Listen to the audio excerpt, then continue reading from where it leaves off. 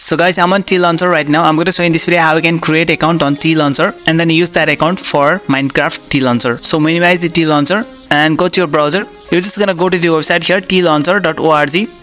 Change the language to English. Now this is the official website of TLancher. You can just go to sign up to create the account.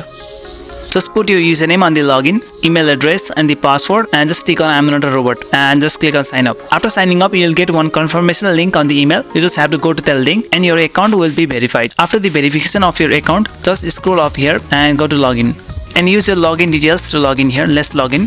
Once you're logged in, you can make changes to your Minecraft account. You can upload a skin, etc.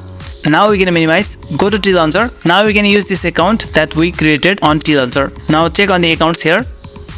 Make sure this ticked here and click on the drop down arrow and go to configure accounts. Click on add here to add new account and make sure that this option is selected here, authorization at tlauncher.org. After that, what you're gonna do is just put the username from the tlauncher.org that you just created and then put the password here and just click on this save an account.